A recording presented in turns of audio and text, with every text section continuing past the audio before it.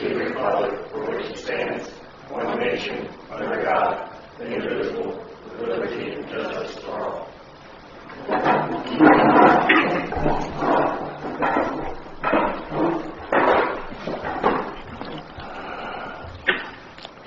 The next regularly scheduled meeting is Friday, December 13th, 2019 at 9 a.m. at the Community Center, 3500 Edgewater Drive, Sebring 33872. Please silence or turn off your cell phones. We're going to divert from the agenda a little bit. Mike has a state inspector coming, so we're going to have him give us his report before we start the regular agenda. Mike? Good morning.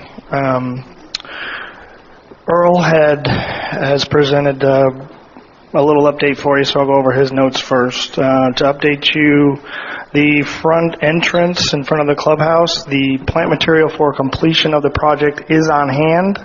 They're waiting for the curbing installation so that the areas can be backfilled to proper elevation. And that curbing is scheduled for the first week in December, so it's a couple weeks out. I believe they'll probably clean it up a little bit as best they can until they can finish that project. The asphalt parking and curbing at the driving range, it's the same contractor who installed the curbing at the entrance islands, and they are scheduled for the first week of December as well. Golf courses, the staff is working on finishing off the pine straw, mulch, and coquina additions and refreshing the remainder that and refreshing the old areas. Reminder that Turtle Fairways are scheduled for overseeding November 26th. I'm sure you guys saw the water oak number 11 deer has been removed. The sod work will be done next week, pending the availability of the sod. That is Earl's report. A couple things that I brought to the board that I thought you might want to know about currently going on. Number one is membership. Obviously, it's membership time of the year. I tried to pull up some numbers for you just to give you a feel of where we're at. The 50% off memberships that we started this year, there's currently 28 of those, 6 of which are a family membership, 22 are single memberships. The old membership program, the free one, there is currently 17 active free memberships. From the numbers I saw, 17 of the free memberships upgraded this fall. So it looks like, out of it would have been 24, there's 17 still active, 7 have upgraded from last year. So that program was successful as well. Also looking at numbers, it looks like... do you know how many of the free year memberships we've taken since we've implemented the 50% off? Have we taken any, or is everything going towards the 50?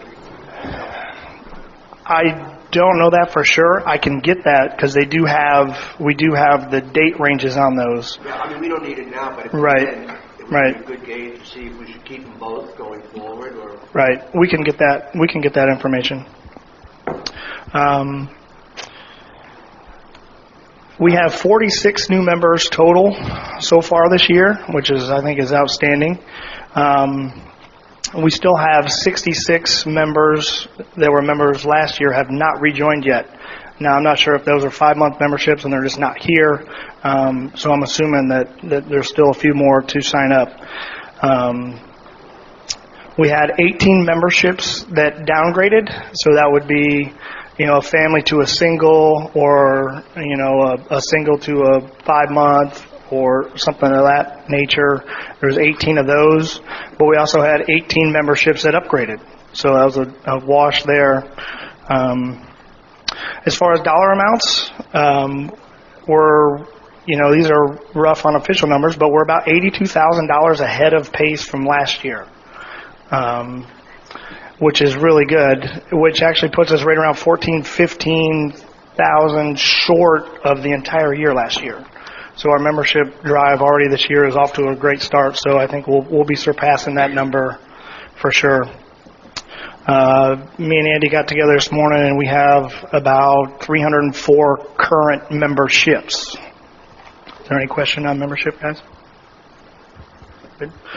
I thought you guys might want to know how the restaurant's doing. We have such a short data window here that I think the numbers could be slightly skewed a little bit. Also in the data, the MGA Halloween couples fell in November this year, so that kind of skews the number slightly as well. I'm sure that'll be going back to October. So October, obviously we opened like 3 weeks late. So plan was right around 87,000, and we actual revenue was right around 42, so right around half of that.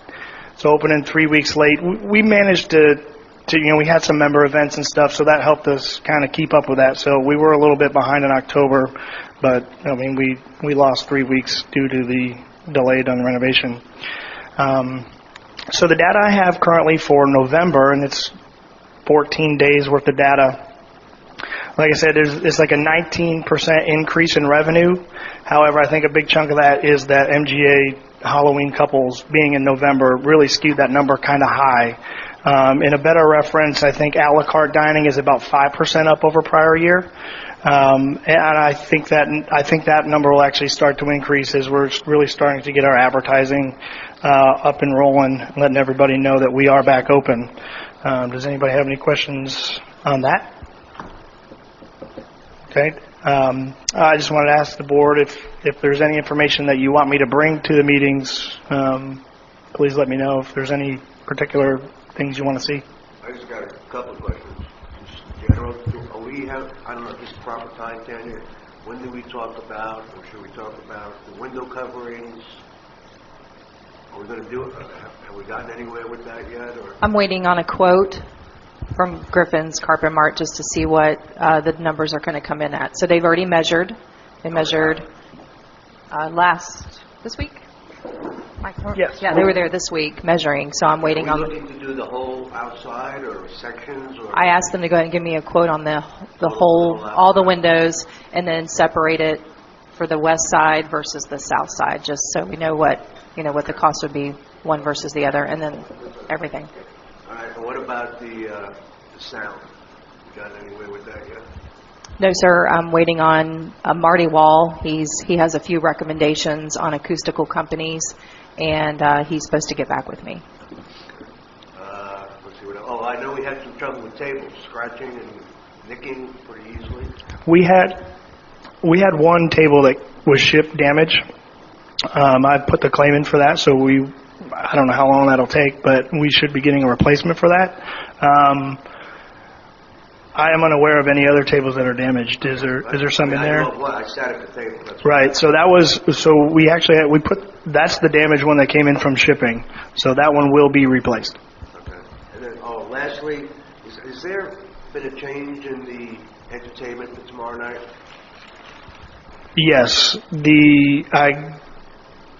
2 days ago, I think it was, we hired our comedians through a company, and that company reached out to me and told me that the headliner, which was Ted Holm, I don't know if he had a personal issue, but they just told me that he was not going to be able to be here, so they are sending a different comedian. I went ahead and researched that. This guy, I think he's going to be just as good. What we did was I immediately had the staff contact everybody that was on the reservation list just to be upfront that the headliner will not be here. And I don't believe there was no cancellations. I think everybody will still have a great time. Oh, you did contact everybody? Yes, sir. Everybody that matters? It would have been everybody's whose name was on the reservation would have been contacted. Now, so if he has 3 tables, you just called him? So we would have notified him. Exactly what they did. We have no knowledge of who he's bringing. Well, that so doesn't really get to everybody. Maybe in the future, I mean, it's done, I understand that, but maybe in the future you send out an email. Say, entertainment's changed. I mean, it's almost, if you're going to change entertainment because you have to, I understand that, but you got to let people know because people are going to go. and expect A, and they're going to get B, which may not be bad, but I think they should know before they get there. Right. Well, we can do that. We can have further. I just thought that the personal contact would be faster and easier and a really short notice, but we can turn around an email in a day, I think. So we could, depending on how much notice we have. But yeah, no, I agree with you. We can do that. So if I don't like to get the same as you're paying? Yeah, just send me a bill. Okay. Thanks, Mike. That's all I got. Okay, since Mike's leaving, any public comment? Craig Eric, resident. You really need to address that sound problem, because I'm telling you, if we don't get that straightened out, people will not go there.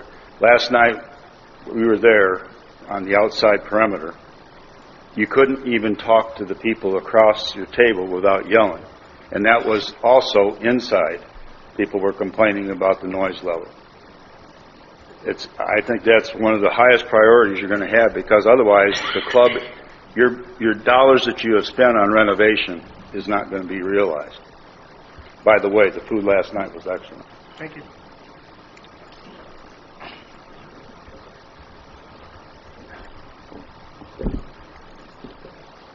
Okay, thank you, Mike. Okay, back to the regular agenda. Consent agenda, minutes of the Board of Supervisors regular meeting held Friday, October 25th, 2019. Motion to approve. Second. Any board comment? Any public comment? Chrissy? Supervisor Gilpin, Yes. Supervisor Hotelling, Yes. Supervisor Brooks, Yes. President Branson. Yes. Action agenda, resolution number 2019-11/15-46, a resolution of Center Lake and Sebring Improvement District approving the 2020 district holiday schedule. Motion to approve. Second. Any board comment? Any public comment? Chrissy? Supervisor Hotelling, Yes. Supervisor Brooks, Yes. Supervisor Gilpin, Yes. President Branson. Yes. Resolution number 2019-11/15-47. A resolution of Center Lake and Sebring Improvement District approving the 2020 meeting schedule for the regular meetings of the Board of Directors, or Board of Supervisors, excuse me. And I believe there's an amendment to this. Good morning, Supervisors. My apologies on this error. I have scheduled a board meeting April 10th, which is also a district holiday. I was more concerned about the MGA events and not conflicting with the MGA events, so I apologize. We will need to change or amend or delete or whatever we need to do with the April 10th, 2020 board meeting date.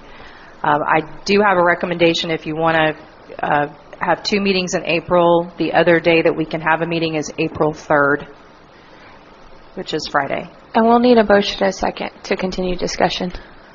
We'll need a motion and a second to continue discussion. Okay, I'll do the motion. Second. So if the board wants to have two meetings in April, then I would recommend April 3rd of 2020. So moved. I'm good with two meetings. Second. For And the thank- April 3rd date. Thank you, Supervisor Hotelling, for bringing that to my attention. I was studying the MGA schedule, and I didn't pay attention there. As we start the budget process, it would be on the 24th of April, right? Is that usually what the second one in April is when we start? Yes, sir. Actually, we've started as early as the first meeting in May with the golf budget process, and then we moved to the second meeting in May for utility and general fund. So May will be the month that we start budget. And I talked to you a little bit there. We can change one if that comes to, Absolutely. If you feel the Later need on, to change a meeting, add a meeting, whatever we need to do. Yes, sir. very good. Right, so we're going with 2? Yeah. Do we have to say something? I have. Up to y'all. We have a motion, no, we have a motion and a The second. change. There's been a motion and a second, so we need to vote on Do we have any further board comment? Any public comment? Supervisor Brooks? Yes. Supervisor Gilpin? Yes. Supervisor Hoteling? Yep. President Branson? Yes. We'll need another vote for the actual resolution itself.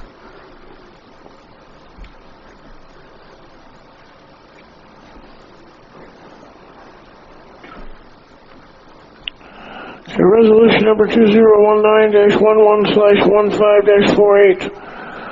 A resolution of Salt Lake and Seabrick improve the district to approve budget amendment number 2020-2 to the 2019-20 budget to carry forward project costs for certain capital projects not completed during the 2018-19 fiscal year. Before we get to that, my understanding was we voted on the amendment to have the meeting moved from April 10th to April 3rd, but we haven't voted on the entire calendar. That's the vote that changed. I can list it as general consent if everyone confirms. We didn't vote on the amended resolution? We voted on the amendment, not the amended resolution. So if you guys confirm, I can do it in the minutes as general consent. Okay, so Vocally. I need a vocal confirmation. Yes. Right. Yeah. The calendar is amended. You good with that? Yes. back to the meeting schedule.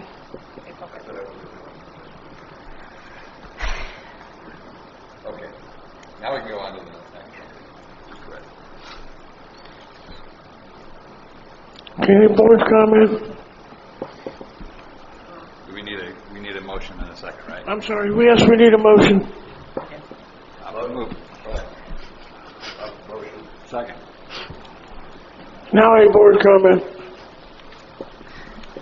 Any public comment? Supervisor Gilpin? Yes. Supervisor Hoteling? Yes. Supervisor Brooks? Yes. President Branson? Yes. Okay, discussion item. Speed bump petitions and road assessments.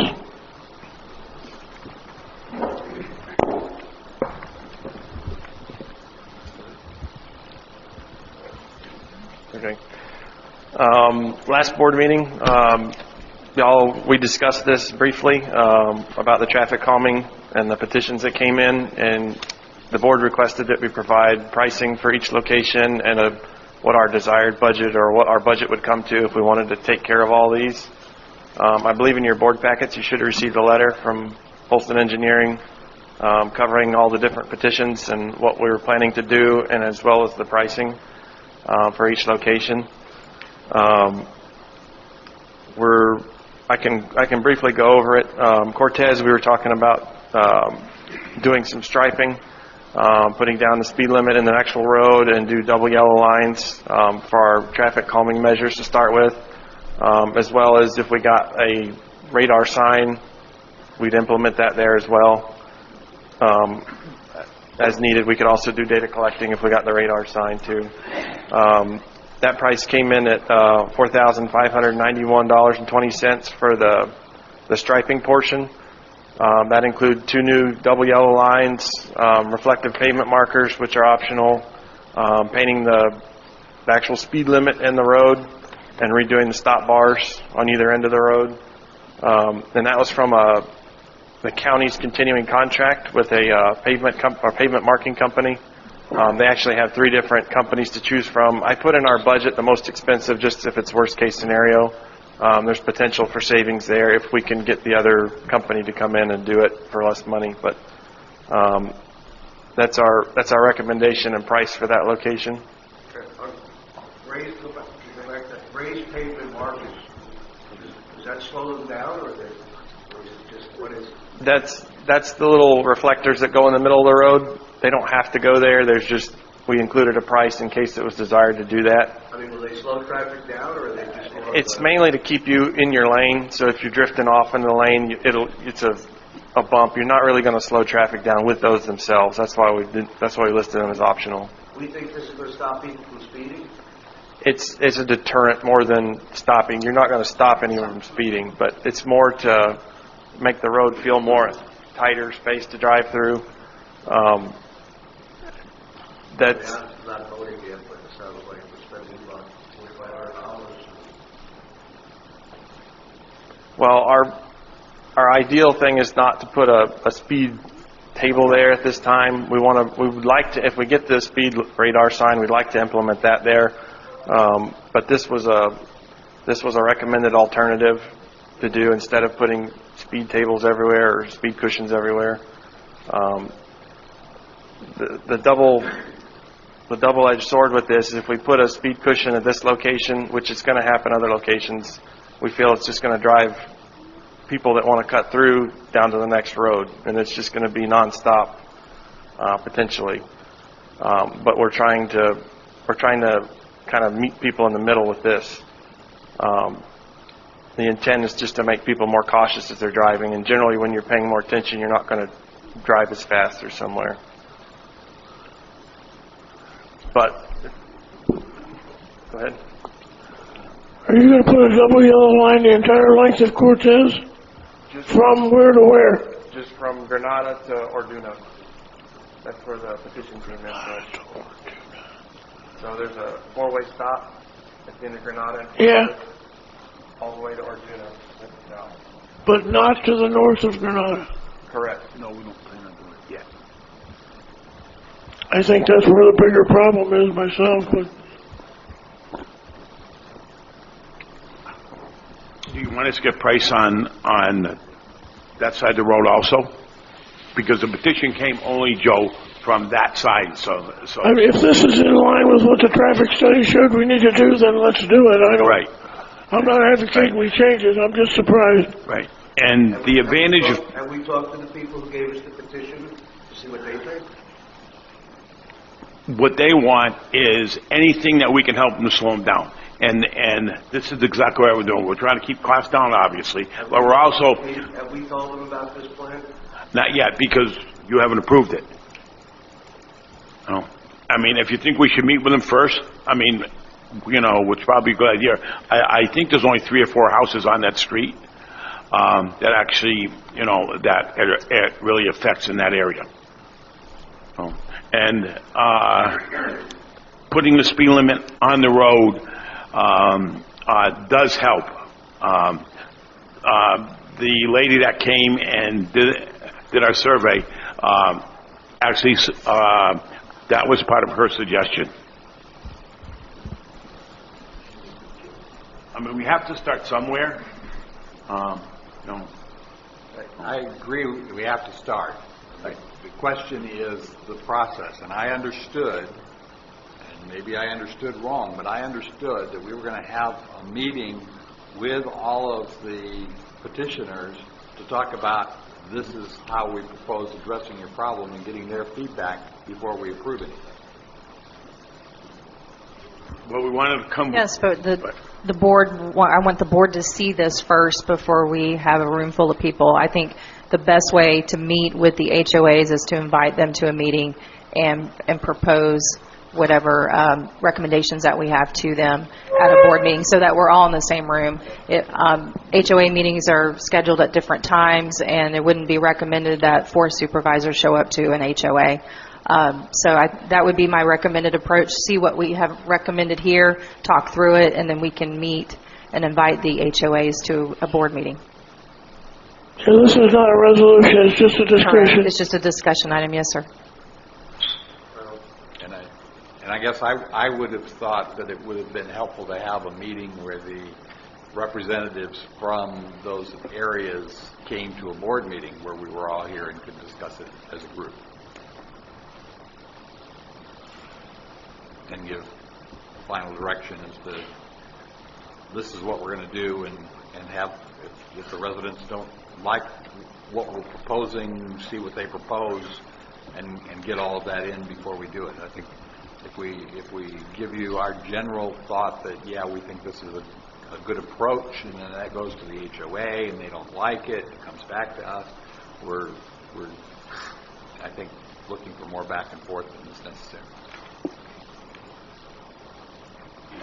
I would support that too, and I don't know whether that means we have to have a workshop, maybe after the December meeting, and invite all the petitioners. They took the time to fill out the paperwork and give it to us.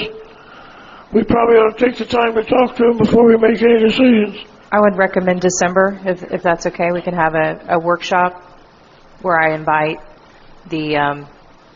I can send a letter to each president of the HOA, and of course they can attend or have a representative attend for that. But all these people are not in HOAs, though. Sir? All Correct. of these Cortez is people not are HOA. not in HOAs. Correct. Cortez is not an HOA. Okay. Yes, sir. So we would contact those that, or the gentleman who prepared the petition in that case. And would you propose we do that in December? Yes. We got plenty of time for advertising and what have you, so. Any other board comment? I think the concept would be we would continue hearing this recommendation, make any comments we have on the recommendation in case you need to do some more work, and then bring that back to the workshop in December. Yes, sir. We're going to do that in December. Let me ask a question about this one on the right. We have signs on the streets that say speed limits, that have posted speed limits, right? Mm-hmm. So what makes us think that they're going to look on the ground, on the asphalt, if they don't look at the signs? Just pointing, I'm not trying to pick on you. I'm just saying I don't think that's going to accomplish it. In some instances, you're probably correct. Some people aren't going to look at the road. It's the people, unfortunately, the people that aren't paying attention to anything are usually the ones that are speeding, which we heard that spoken during a certain presentation earlier. It's all of it is an attempt to make it so the road feels more condensed or a narrower path. That would be the same thing with the, like, I don't know if you remember the report, there were some like traverse markings. They were either dashed lines on the side of the road or triangles. Everything's there to try to make the road feel more a narrower or a tighter path to get through, to make people focus a little more when they're driving. It's more to mess with people's minds than anything. At the end of the day, if the people don't like it, we can go down the route of putting speed cushions down there if that's what the board decides. But I feel that we're going to be just pushing more traffic down the other roads, and it'll be nonstop. Every road's going to have a speed bump or cushion or hump if we go down that route. But that's. I mean, that may be what it ends up, but the big people are going to look at asphalt, slow down because it says 25. By the time they see it, 25 over. Although the traffic study did show that it had some effect. Right. That's why we were paying for professional opinions to figure out solutions other than speed bumps everywhere. And this was one of the solutions he proposed.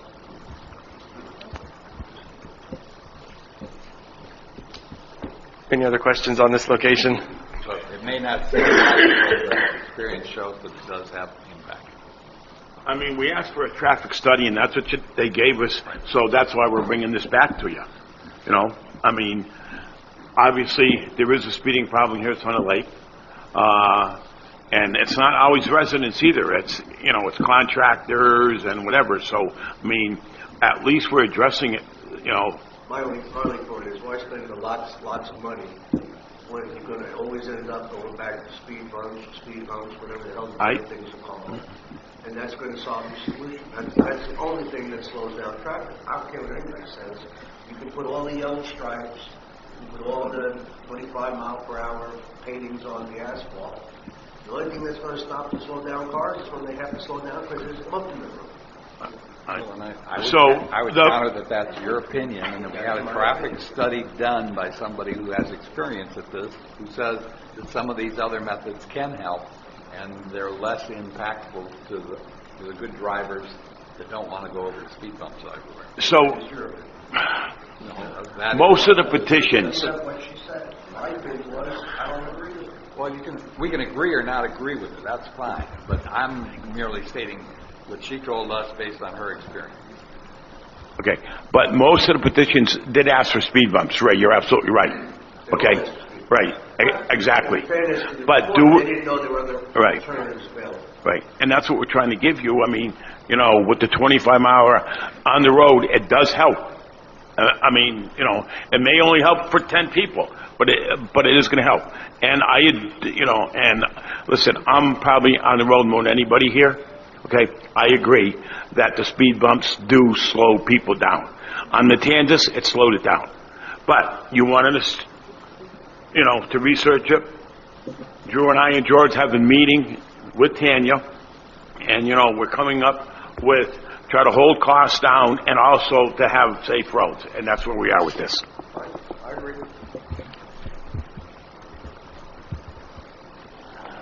Any other board comment? Any public comment? Well, we should go through the whole report then. I'm sorry? Oh, I'm sorry, go ahead. You're good. The next road we're proposing is Sunrise Drive in the report. We received petitions on April 5th. This would be the second one in order that we've yet to address. This is where we'd like to propose the speed cushions that we discussed in the last board meeting. Their estimated cost, including the actual cushions, signage, and related striping, is $2,627.50, and that's for the two cushions that would cover the install in the location. So both lanes, two signs, two signposts, and striping. What is the speed limit, the speed cushions? Do you know? They range 20 to 25 miles an hour. So there's different bumps or whatever you call them? Yeah, you can get them at different heights, different lengths. I think these are 6x7s, approximately. Yeah, these are also designated so ambulances and fire trucks can straddle them so they can drive over them with minimal impact to their speed, just so they're not slowed down as much as a regular driver. That's the main intent for using these instead of installing a regular speed hump or speed table. And the speed limit on Sunrise is currently 25, is that true?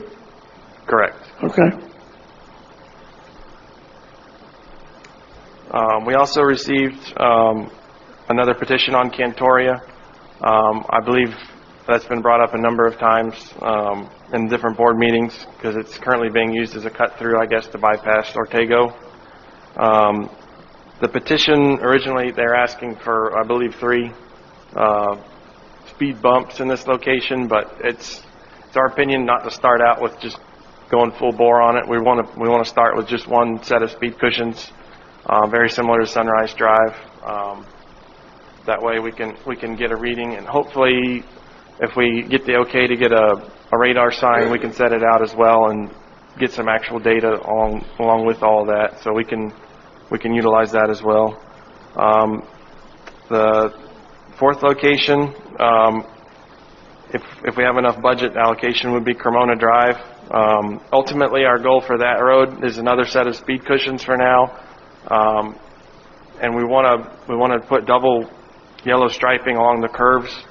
One of the other complaints, it's not specifically listed in the petition, was that people are crossing the line when we have oncoming cars.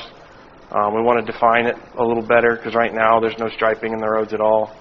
We want to help at least safety on the turns with that. And the speed cushions would also help slow down the cut-through traffic that we believe is happening because of the school times, drop-off and pick-up times, because that's the closest bypass to Sun Lake Boulevard between Ponce and Columbus. That one, Cremona, we might wait to do. We might push it back for later in the year, depending on where the road assessments come in. Because if we're going to end up paving that road, we don't want to. Even if we do it next year, we don't want to go and pay all the money to stripe it. If we get the okay to do the speed cushions, they're portable, so we could unbolt them and take them up while we pave and put them back down. So that would be less of a we don't want to throw away money. So we can reuse the speed cushions if we need to do work to the road. The fifth location listed was Mendavia Drive. It was also in the petition with Cremona. We were considering it for a speed cushion, but we'd rather, if we get a radar sign, we'd rather implement that. We've had feedback that they've kind of changed their mind a little bit on. I think they'd rather see 2 speed cushions on Cremona than put an additional on Mendavia. So we don't want to double up right away on a single road. So we'd like to implement a radar sign there if we did get it. The pricing that's included, we've either utilized county contracts or state contracts. We did get a state contract on the radar signs. We had 2 options, either the portable message sign or the portable radar sign. Both of them are capable of doing radar and charged by solar. There's options we can add. The price to the portable message sign includes traffic logging, so it'll log the radar speed and the traffic count.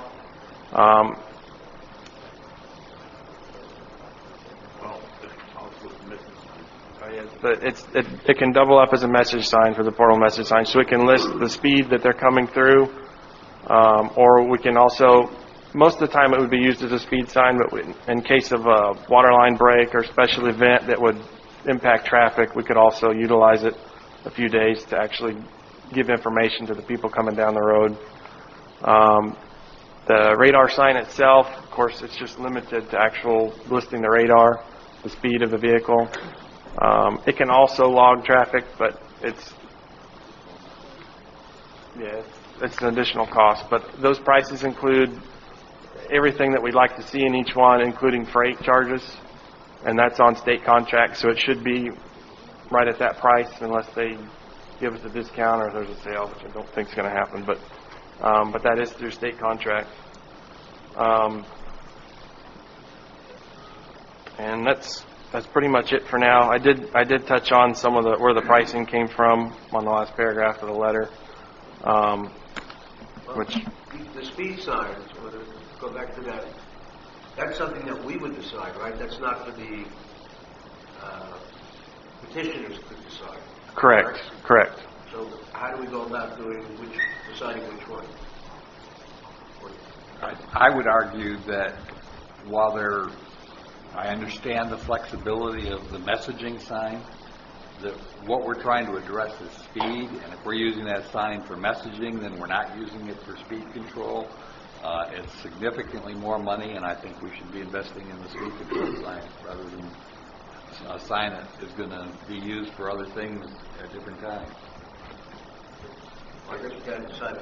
Can I address that? Huh? Can I address that? The signs? All right. On the signs, for the last 8 years that I've worked with George Lloyd, George every year has asked for a message sign.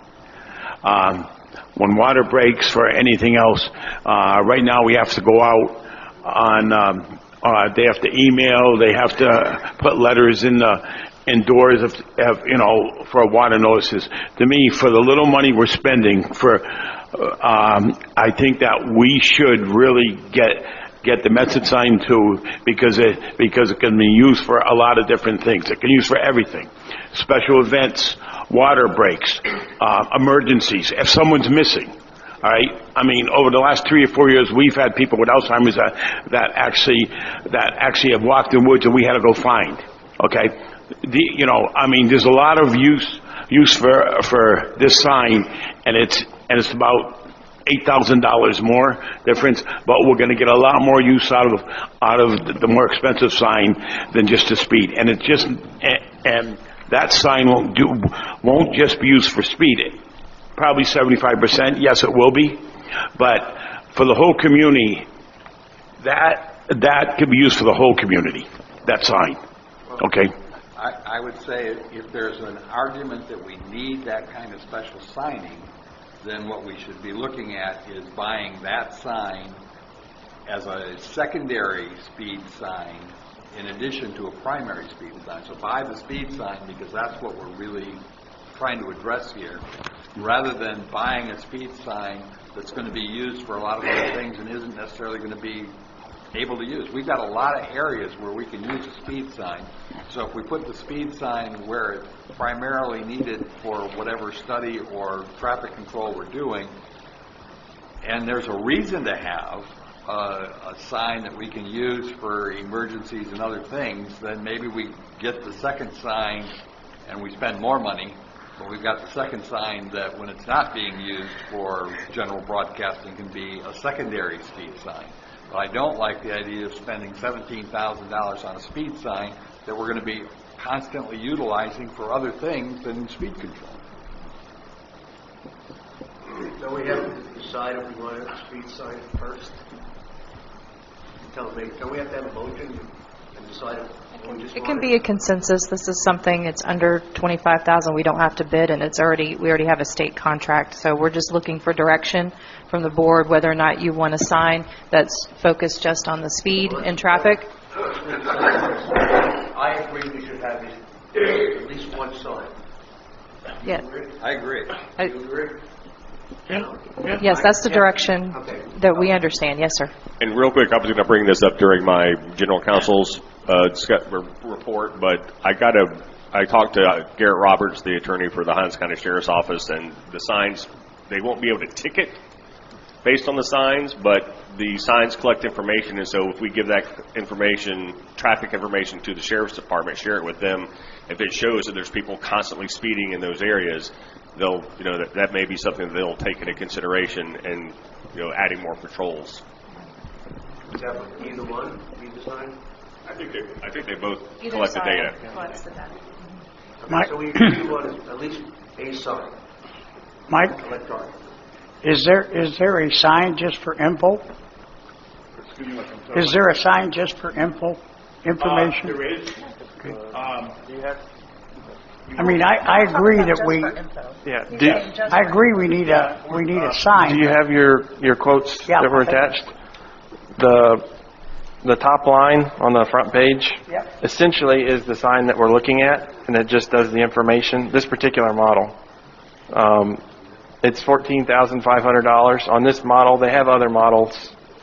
That's something we could look into if we decided to get two separate signs. That's something we could look at and make sure we're getting one that if we don't need all the extras and stuff, we could get maybe a little better price. But that $14,500 is just the information sign without the radar add-on, if that makes sense. Yeah. So, it's just an information sign. It Right. doesn't give radar. The one for $17,000 gives everything. Okay? Well, I really think we need an information sign, but I'm also skeptical about how much we'd be using it for radar instead of information. Well, Yeah, I But, agree with Mike. I you know. think we need an information sign too, but if you're going to use it 60% of the time, it's not really going to do anything towards the speeding or anything. So I, well, we do won't. that. Well, we shouldn't be using it 60% of the time. I mean, yes, if there's emergency, yes, but the majority of the time, I mean, what I think we'll be using is for speed. All right, it's just that we're buying a better sign and we get more use out of it. You know? I mean, when we had the water leak down on the first circle, okay, we had to send out the notices. We had to, put notices in the door. A lot of people don't have, we can't get the information that we have to get to them. But they do ride by the areas and they would see water break, water, boiled water, whatever. I mean, listen, if we get it, okay. If not, I just think we're spending $14,000 on a sign information sign. We're spending $17,000 on an information sign with radar. But, hey, listen, just get us the sign. I'll be happy with whatever we get. I guess my take on this, Mike talked to me separately about the reasons to do this, but to me that $8,000 would pay for 3 sets of speed cushions. And the project we're looking at is about controlling speed. So I'm not in favor of spending $17,000 for that sign.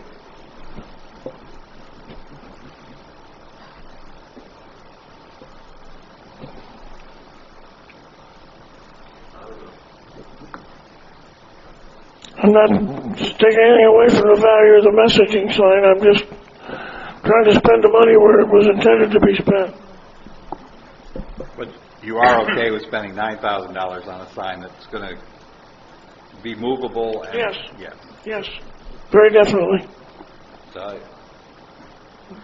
don't know, we spend a lot of money on a lot of things that I don't understand. I think we ought to do two something. I think we do the informational one and we do the speed bump. They're important. I mean, one tells the community what problems we might be having, and the other one is for the protection of the community. That to me is a good reason to spend the money. yeah, the logic problem I have there is that one electric sign giving the message is going to be in one location, and not everybody is going to come in that location. Sometimes I come in Sun and Lake, sometimes I come in Ponce de Leon, sometimes I come in Ortega Granada. One sign isn't going to cover me for all those locations.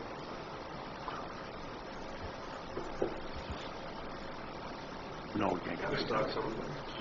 I mean, I hear you, you're right. You got to start somewhere. Yeah, but I'm saying that.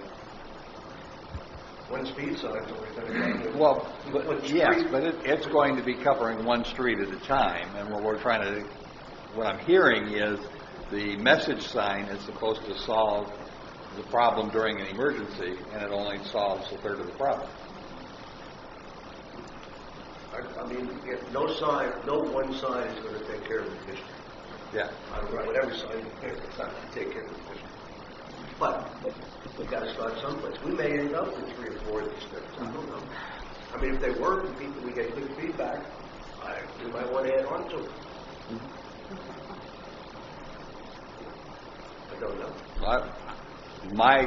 My direction would be to do the $9,000 option, see what kind of information it gives us, whether or not it is effective traffic control, and if we find it effective, then buying a second sign that has a dual purpose that can be used for additional speed control when it's not being used for messaging, I'm okay with looking at it then. But I think let's get the $9,000 option taken care of and see if it does the job. What does the $9,000 one do again? It's speed limit, and it's extra money if we want the data. At $9,000. It just shows us the speed. So we don't get any information? Yeah, we get No, data. we can add that. Well, it's Well, I'm not part adding of that. He's saying- the $9,000 includes that extra information. At the same price. It's $7,500 without the information. Okay. Yeah. So that will give us some information, yes. What does it give us? Well, it'll tell us how many cars are going by, the speed, right? The data. It'll give us the data. So it's a count. Yeah. It'll give us the same information that the other sign would give. No. Right. As an alternative, have we ever looked at permanent message boards at the 3 entrances? I gotta believe that would be cheaper. We have. And then you would cover all the bases. Yes, Joe. A few years ago we did, and the board that was here before didn't want to go any further, so we stopped. But we did look in 3 signs at the 3 entrances. Yes. And the cost for that is? It was 2-3 years ago, so I don't remember exactly what you remember. I mean, they were pretty expensive too, but they're permanent. The ones you talk about permanent, Yeah, right? they're not mobile. I would have to believe they're less Yeah, expensive. I mean, they are, but we're buying 3, so, So, I'd like to know what that would cost. okay. So we would go with solar then. The solar one, they have one on Columbus Boulevard right now. I mean Sun Lake Boulevard. So, but that's the county's. But it doesn't give you information, it just tells you the speed.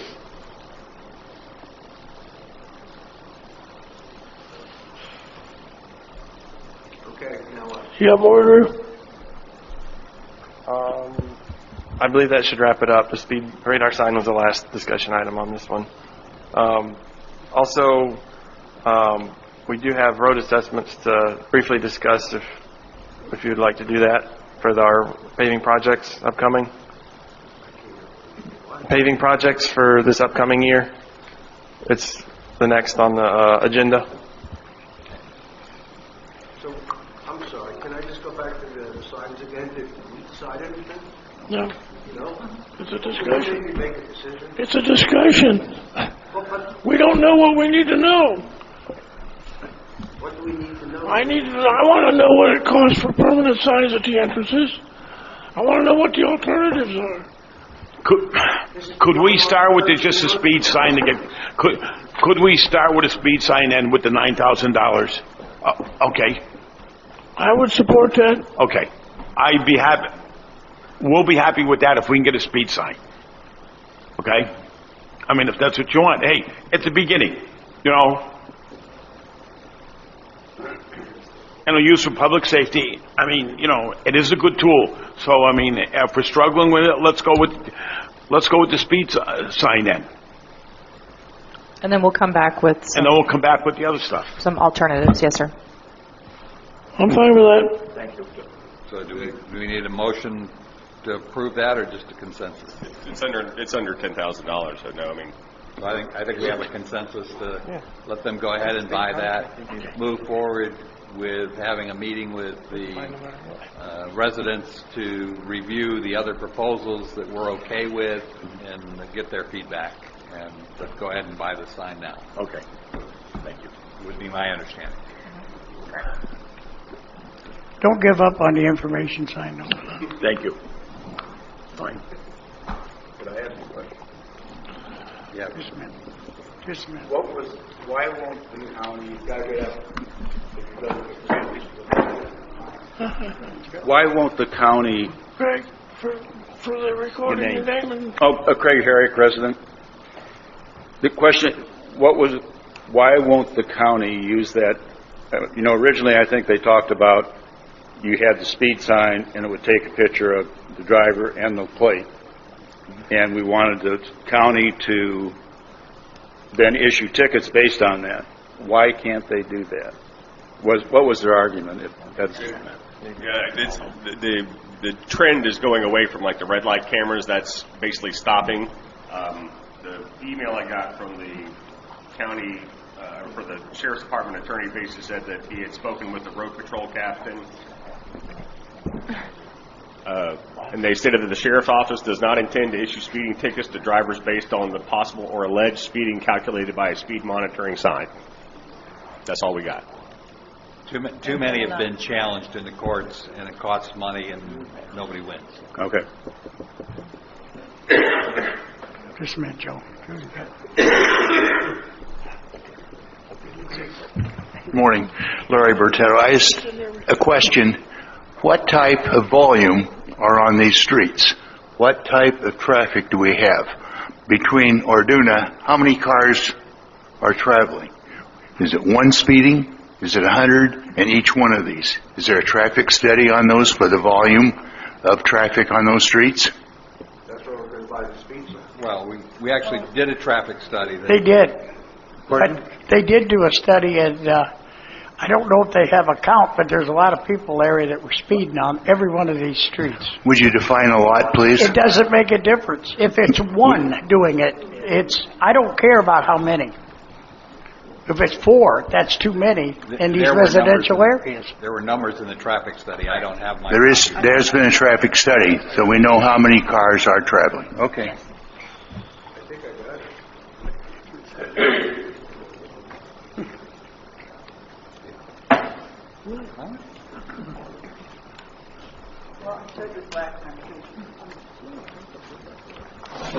Javita McKinney, resident.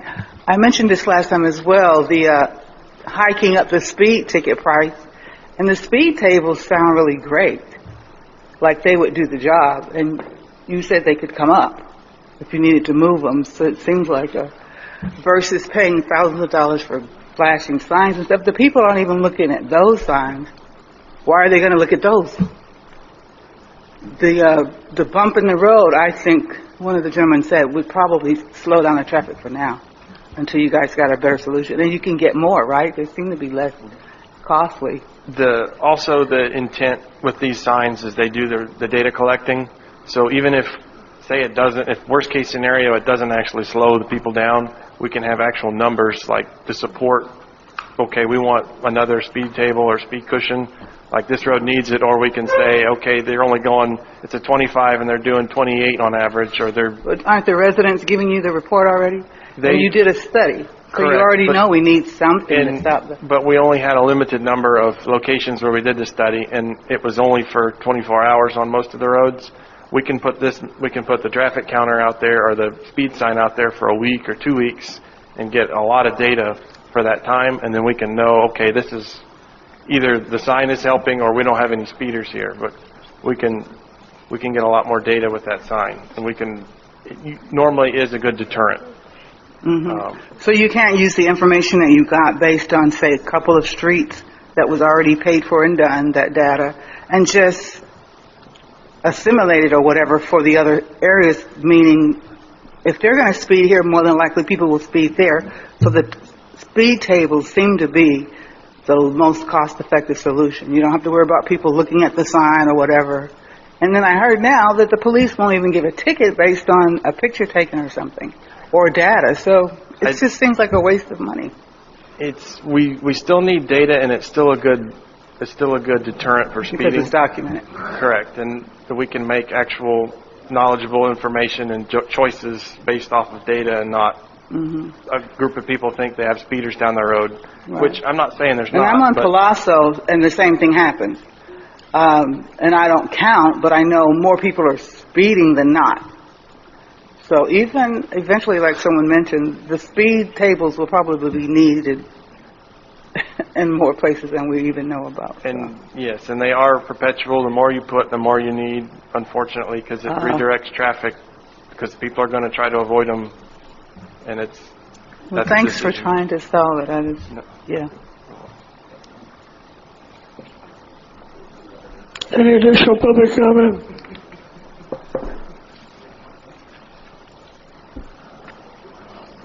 Okay, Drew? We'd like to talk about our upcoming roads, what we're looking at paving this upcoming year. I believe you all should have our list from the last board meeting of the roads that we're looking at. We still need to rate them, but we're focusing on a number of areas throughout the district. Mainly, Unit 2 is going to be our focus this year. If we have monies, if we have budget, and they show the need for it, we'd like to focus on getting all of the north side of Unit 2 done. Our second, depending on where everything comes in, we'd like to get Ortego and the rest of Orion completed, that little strip, if we have budget. And if we still have budget monies left over, we're looking at Unit 15, the preserve area, because it's one of the other main locations that has microsurfacing that's coming up. We're still focusing on microsurface and other damaged areas in the district. Right now, the microsurface is some of the worst areas. We do have Spumoni listed on there because there's a pretty big pothole on there at the intersection that we'd also like to address. But right now we're still at the position where we need to do ratings of the roads to get a priority list, get the roads prioritized. And we did send out an updated document just listing also the roads we completed last year, which was just under 3 miles of roads. Once you include Orion, which is slated to be done in 2 weeks.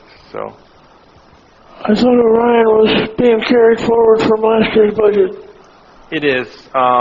The portion of Orion from Ortego to the middle school, right? It should be done in 2 weeks. We included it in the report because it was still technically last year's project list. But there's another section between, or it's technically Orion according to the county maps, but the rest of Orduna, where the bend is, the shift in the road, all the way to Ortego, we're going to try to get it done so the whole range is done. It's starting to ravel. All right. Okay. But the other roads, like I said, our main goal is Unit 2 to try to get it paved. Okay, any board questions or comments? You said these aren't rated. I think I asked you that yet. Not Good. yet. Okay. And I think you should go ahead and They're get not it, rated. get it rated on what's, They stopped. Yeah, I got Yeah. a question on the whole rating system, because you rated everything, what, year before last? Yes. And I have a copy of it. So I guess my question is, the purpose of rating everything was, we do the lower numbers first? It's to prioritize the areas that we're trying to get done. Ideally, we do the low numbers first, yes. Because if I look at, I mean, it's just not working out. If I put in all the numbers of the properties that, or the streets, excuse me, that you're proposing, I mean, you even listed Ortega's 87 and 88, and they certainly are on the high side versus the low side of roads needing attention. Correct. That's why we're focusing on Unit 2 before we go out and do this. If we have monies left over, we're going to take everything into account before we... What was the purpose of rating if we're not going to follow the ratings? We are going to follow the ratings. The only time that we defer from it if we were going to slate it for the following year. Ideally, if we can try to keep things in the same area for the paver to help keep costs down so they're not jumping all around would be ideal, but I know that doesn't always work following the ratings. But if it's a borderline road and we can push it to another year, that's what we'd rather do. If we have a group of roads we can bundle together. I mean, the lowest number on what you're proposing, I couldn't find two of them. I couldn't find Madera Avenue and I couldn't find Frontage Road. But the lowest number, well, you got a 60. Urbino Street was a 60. Bianca, I'm sorry, Navarre was a 65. And Augusta was a 65. Otherwise, everything else was 70s, 80s, and the roads are fine. But yeah, we're going to spend money on them. I'm just talking about just trying to figure out would money be spent better on other roads that need attention. Yes, that's what we're going to try to do as much as we can. We're trying to focus on certain units, and then we're going to get to those roads. But we can. You're referring to last year's. I'm referring to the report that you did. This thing here. That was 4 or 5 pages of every street in the whole. Okay, that's the county. That's the county rating system. Yeah, that's the only one we got. yeah. Well, we're rating them based off of those areas that the county had mentioned, but some of those in the county are not completely accurate today. There was a number of errors in the county's rating system or the way they did it. I can't speak exactly why that there's errors in it, but we went out and rated the roads based off of some of those, and they didn't quite follow the information that we had. The county gave us is no good. I think it's more outdated than anything right now because there was a number Probably of roads. 5 years old now, and we have implemented our own rating system for our roads. We have a checklist, right? Correct. We have Yes. a rating system, and so before I had any ratings, I had reached out to the county and asked, "Can you assist?" I want to say it's probably 5 years old at this Yeah, point. that sounds about right. Okay. It was good So- enough to determine what we did last year. That looks like. Well, why are we doing an 87 and an 88? Because it's in unit, wherever it is, unit 12? Those are just carried on from last year's rating, what we gave it. We're not necessarily going to do all of these roads. These are just the ones we're going to consider. We're going to re-rate them this year. We're not going to necessarily pave all these roads. We're going to rate them before we allocate what roads we're going to pave this year. Oh, so why am I seeing this now? For this information, it's just giving you a list of roads that we're considering this year. We're still going to rate them. You're going to still come to us and say, here's... Correct. Correct. So this was FYI. Correct. This is just our preliminary plan of what we're looking at. I just need clarification. The ratings that we got last year are the 5-year-old ratings or the ratings that you did last year? The short list, the one that only had about 8 or 10 roads on it, that was the ratings we did last year. But the long list was the 5-year-old list from the county? Correct. And some of that was information gathering too, because are you all familiar with the microsurface paving that was done about 10 years ago? 10 years ago they put it's called microsurface asphalt. It's about anywhere from 1/4 to 1/2 inch thick that they Well, my boss likes to associate it with paint. It'll get you by, but it's not a good product to use on the roads if you're actually wanting any kind of long-term. Like a normal 1-inch overlay asphalt, you're looking at 20 years on average. This stuff is rated anywhere from 5 to 10 years on how long it lasts. I guess the intent at the time was it was cheaper. They could do more roads with it. But now we're having to deal with it because it's all coming up, and it's basically you're getting small pieces of aggregate everywhere, and now we're back, good locations, we're back down to the asphalt underneath it. It's just wore off. It's just coincidental that last year's ratings were the same as the county's. That's what's coincidental. Because you did your own rating. Correct. Just for my clarification, I'm familiar with slurry seal, and it sounds like your microsurfacing is like slurry seal? It could be, yes.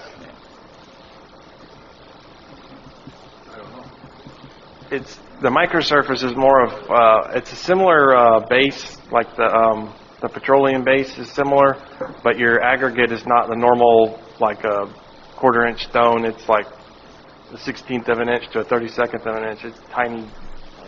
Yeah, I guess it'd be coarse sand, but Coarse still, sand, right? yeah. It's coarse sand mixed.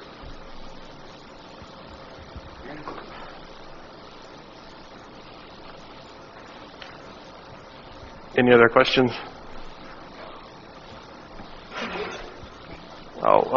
We'd also like to briefly talk about the upcoming drainage projects.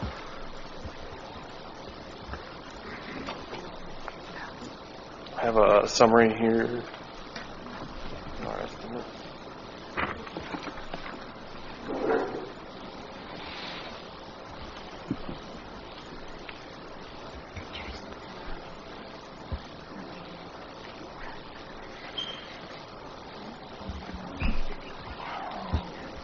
On the sheet of paper I just gave you is the locations we're currently looking at this year. A brief rundown of the areas we're looking at.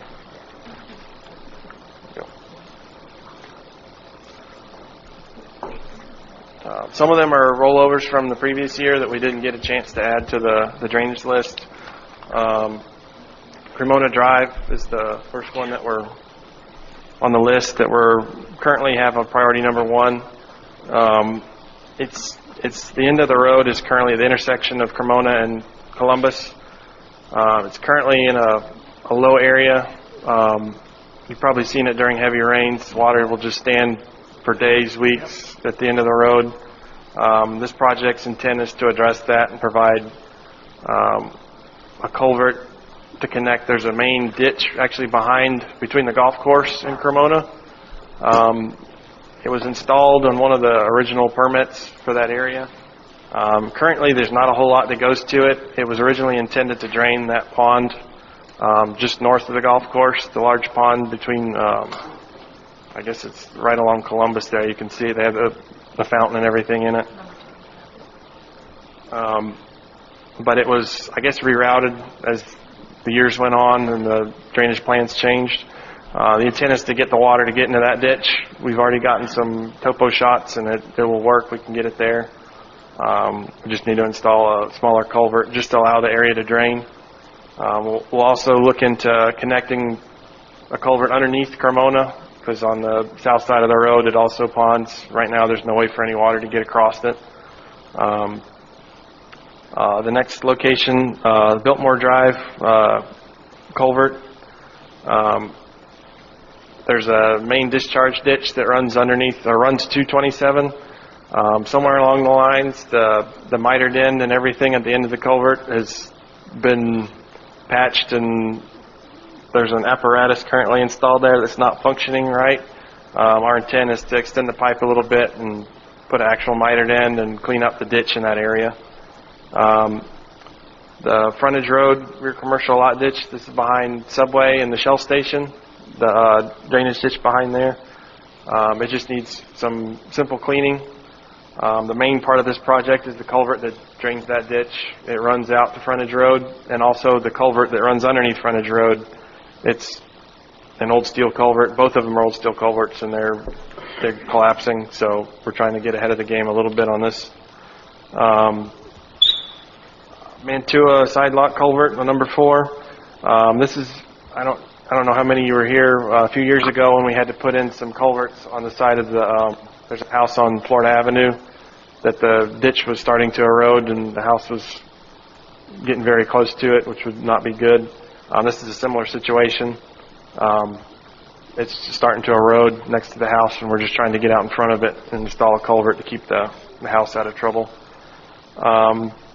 Number 5, we have a couple of different locations. We're looking at some ditch cleaning. Some of it's in the rear lot, side lots, some of it's front lots. We're trying to allocate that monies for that. They're still, I don't want to say they're up in the air, but there's a couple of different locations that we're looking at to do the cleaning with, and we'll give you a little more in-depth information once we determine which ones are higher priority. The number 6 is the Tagus roadside swale. We've been doing a number of swale cleanings in that area, and this is to hopefully finalize this run of swale cleaning. It's just, we've got clean ditch up in front of it, and then we kind of ran out of money for the project, so we had to stop, so we're going to continue that on for this. It's cleaning and sod restoration. Number 7, we're working with the county to do some cleaning along Center Lake Boulevard. It's their ditch, so we're getting them to clean it, but generally they don't allocate funds to provide any sod or restoration. Once they clean it, they kind of just leave it. Sometimes that's good, but we generally don't like to leave our ditches without sod in the bottom, just because they can erode again and they don't look good, especially that close to, it's between the Snack Shack and Sunrise Boulevard on the north side is the specific location for this, but we're just... Is that the one we dug up this summer? No. What's this? No, we're not doing it twice, no. It goes back to You ran that Columbus. pipe and you dug up the ditch? You put the pipe in from the lake, on the little... Right, it only goes to the ditch, doesn't I'm go... sorry? It only goes to the ditch. It goes to the ditch, you Yeah. put up the whole thing and then you solder it, you put it, so is that the same thing? The same area, but down towards Columbus. It's just north of the snack Yeah. shack, all the way down to... What we're trying to do right South of the snack is for years, we haven't addressed the drainage, and all the ditches. Over the last 2 or 3 years, we have, and we're trying to bring everything. We're trying to bring everything up where we should be, and then we're trying to do the PM work every year, so we address it, so we don't. In 5 years, we don't run into this. I was just, the only reason I said it was because you dug up the whole thing this summer. Well, this area is not where we've dug up. Not the same area. No. Not the same area. This is to the west, right, of the snack shack? Correct. Okay, the area that we corrected last year was the pond on the other side of the snack shack near the driving range. That's the installation of the piping. Okay. So,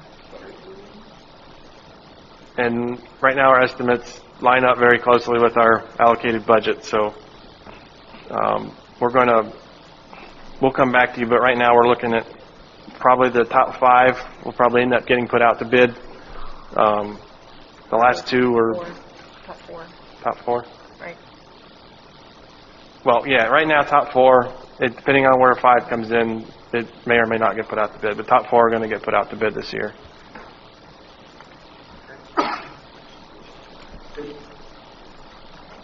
Okay, anything else? Any further board comment? Any public comment? Okay. Add-on items? Yes, I'd like Omar to talk about the Assessment Appeal Committee. So, assessment appeals are due by November 30th of this year. Assessment bills have gone out. People are starting to receive them. We've received 2 appeals so far. Every year, the board has to appoint 1 supervisor and 1 property owner to be part of this committee with myself. So there's 3 of us on there. I believe Ray Brooks sat on it last year.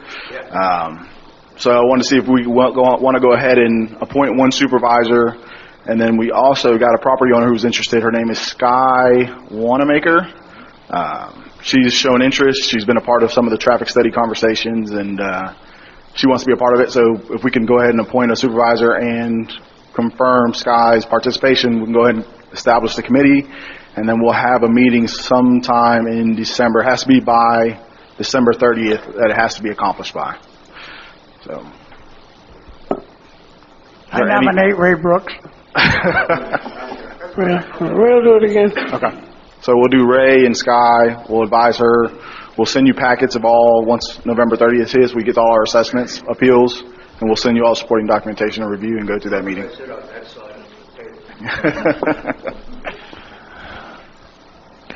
Anything else? I'm sorry. Petitions and communication. That's it for the add-on items. That's it for add-on items? Okay. Petitions and communications. Yes. Is Mr. Colliver here? Okay. Here he is. Yes, ma'am. Okay. Yes, ma'am. Do I come up here? Please. Hi, I'm David Colliver. The communication I'd like to express today is I'm under the understanding that the Board of Supervisors has a copy of the surveys and things that I'm trying to accomplish with my lot, 3610.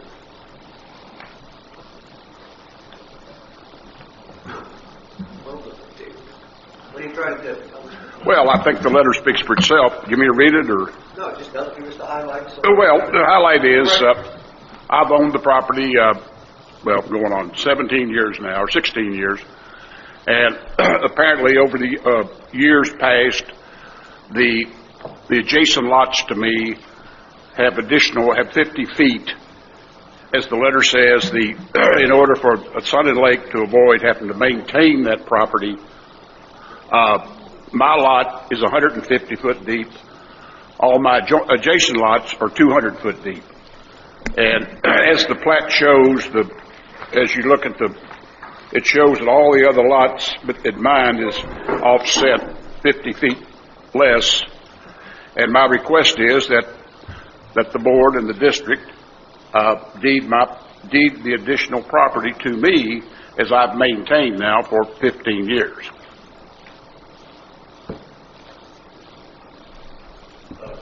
I guess from a legal standpoint, have we done this before? Where are we on something like this? Based on my research back, it looked like the late 80s, early 90s, the district did deed property to portions of the golf course to individual property owners at different times for minimal consideration.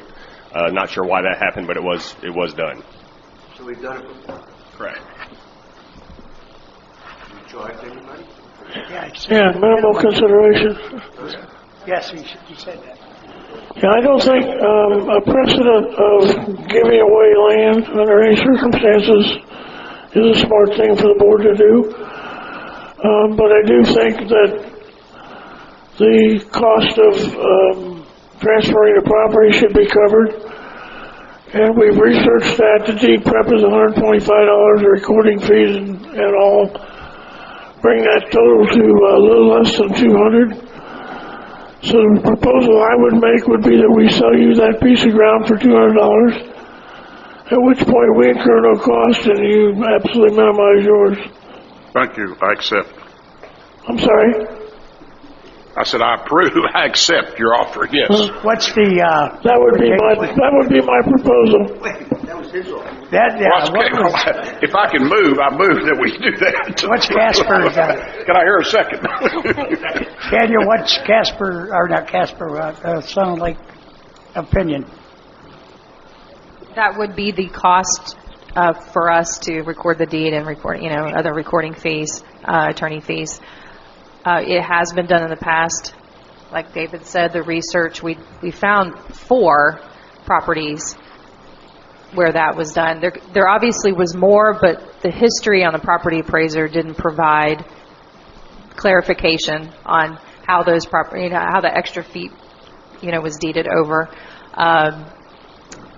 And as he mentioned, he has maintained this property since he's owned the property. 04. Yes, sir. And some major improvements were made, for whatever that's worth. But for some reason, his particular lot is different than all the others. We don't know the reason. Actually, we look. Yeah, I basically started from his lot and researched the lots on either side and found, after I'd found that every single one of the lots adjacent to him had received property from the district, I stopped my research. That's, basically what had been done. So, don't really know why, but, I think the first one was in 89, one was in 90, one was in like 91 or 92. The district just deeded the property over for minimal consideration. I think one of them was 100, and I think one of them was maybe 500. I can't remember off the top of my head, but it was minimal.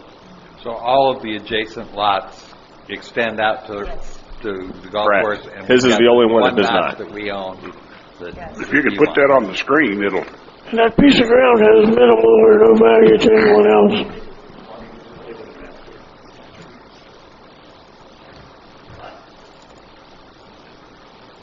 I don't know, so what do we do now?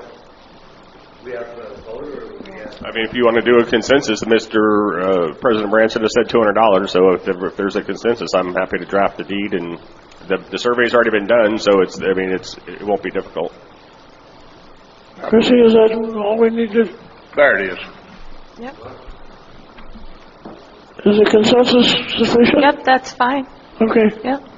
So this is on what, $200? Yeah. If everybody's good, yeah, 200. If that's the consensus, I think that unless someone's got another proposal, if everybody's happy with $200.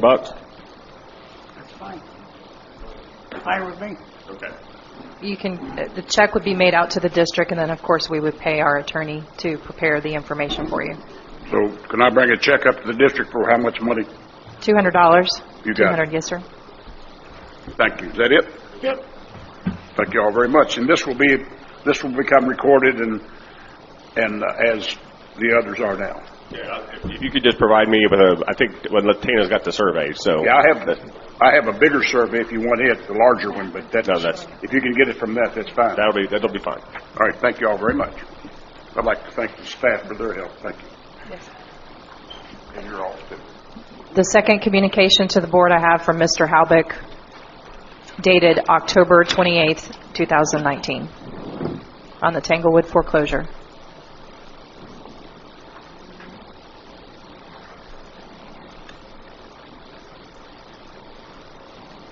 And I guess the question would be, what are we doing to advertise it besides posting it in the paper? At this time, we're not advertising this particular sale. The county is required to advertise it as part of tax deed, but we have not advertised in any local communication or papers or publications. Yeah, just the standard foreclosure advertisement that the clerk does as part of the foreclosure.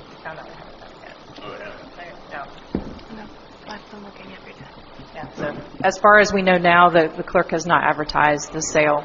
Yeah, I don't know the requirements, but they have not provided us the advertisement, nor did they. Right, we talked to the county. When I talked to the county, they said that they would receive a proof a few days before the actual advertisement goes out. I have been checking Highlands News Sun on a daily basis, and it has not come out, and I've went as far back as October 1st. And the auction is scheduled for what date? December 4th. I'll check into that and find out why that hasn't happened yet. We're still having a meeting on the 3rd? Correct. And that meeting... That was advertised.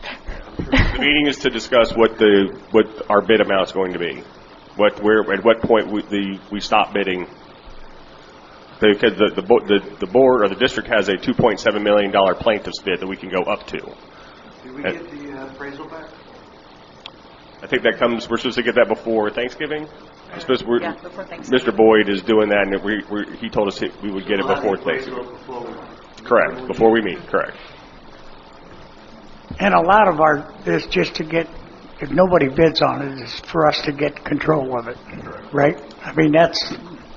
Because documentary stamps are always required when you foreclose. So if nobody else bids, we're going to get the property for $100. Oh yeah, certainly. Yeah, but we needed to figure out how, at what point, if there is another bidder there, at what point do we stop bidding and let them buy the property? Right, because we can advertise it once we get control of it ourselves and do a thorough job. But I don't expect the county to do too much. But what our problem is, we have to get control of it. So I think that's our number one thing, is to get control of 180 acres.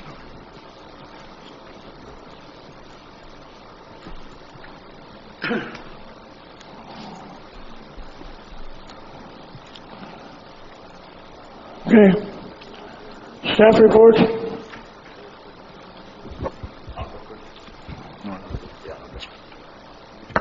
Good morning. We've had 536 watch orders last month, 144 code violations. We've had one code hearing, and we had 3 cases that we won. The mileage that security has done last month is over 4,000 miles for the month, and we've had a call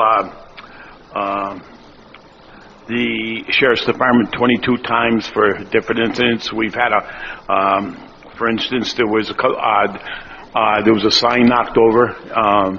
It was in the middle of the night. The person left the scene. The sign was $3,000. Security found it, called the SO, and they arrested the person for leaving the scene and a few other things. I don't know what else the charges were. Also, we've had some problems with some hogs. I've talked to Joe about it. It was where Joe used to live.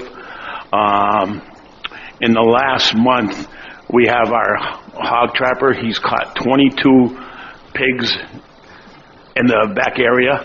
I've got a lot of pictures that I want to show you, but I know the residents are upset. We are trying to do what we can. Obviously, which I didn't know this, but they have 2 or 3 litters a year, and they can have 8 or 9 at one shot. So we are having a hog problem. So if you guys hear about it, you're gonna know about it. But I want to give you the pictures and show you what we're catching.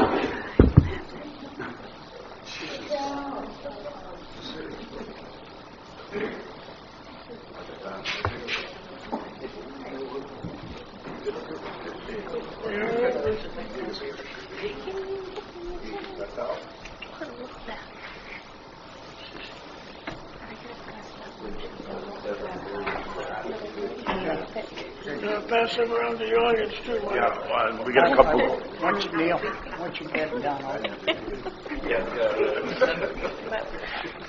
Anything else, Mike?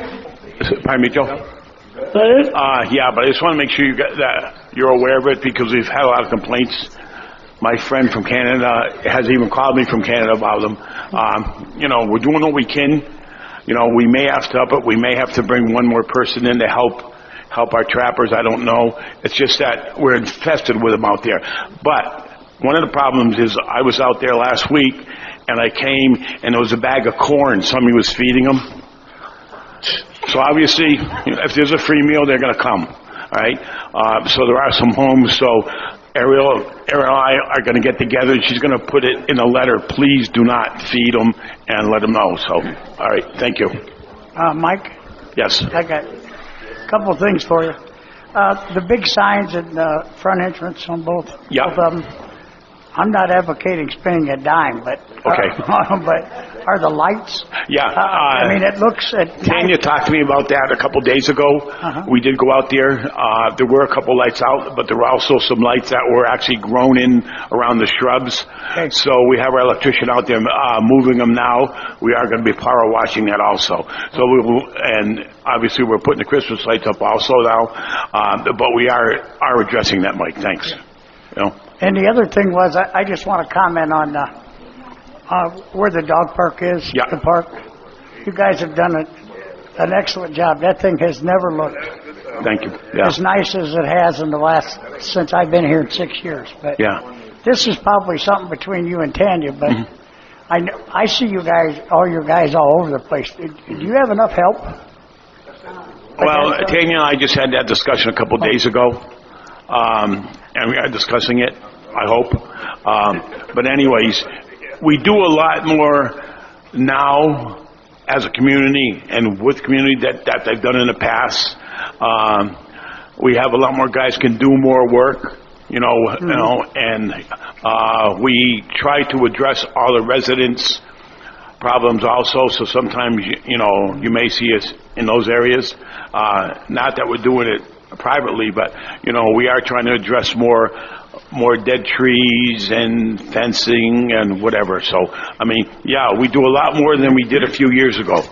So, but Tanya and I are talking about that now. I just want to tell Tanya, it looks, the district is looking so much nicer, and it's just cleanup stuff, and I appreciate it. Well, it's just the detail work that we've been, trying to address. And I do want to thank Tanya, because sometimes she gets a little upset that I'm out there getting but I guess that's we've been going for 5 years. She'll be yelling at me, so. Once in a while, make me happy and not her. Okay, thank you. All right. Okay. Michael, there is an area that I think you need to give attention to, the grounds of the clubhouse, the community center. Okay. In the past, we had a person that, we just assigned someone over here now. And Ariel used to have a person that did the outside, and he's left. So we have actually taken over, and Ariel's given me money to spend for shrubs and trees and stuff like that. So we are addressing that, right? Because Ariel is a little tough to work with too. So she's. When's that sign coming back? All right, Mike, what? I got you. Sign that the guy ran over. Well, I can tell you that because I turn all the paperwork over to him, so now it's his problem. So we've submitted an insurance claim for that sign. Insurance company's going after the driver to subrogate that claim.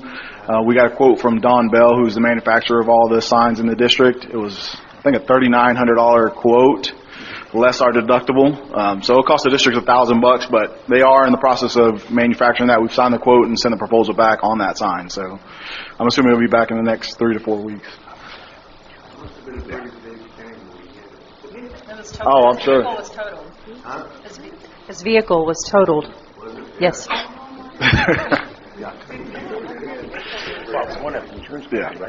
So I want to give a quick update. We are wrapping up our September and October financials by the end of this month. So you'll have September and October for the December meeting, all the financials, and I'll also give a full financial report at the December meeting just to show how we ended at the fiscal 2019 year.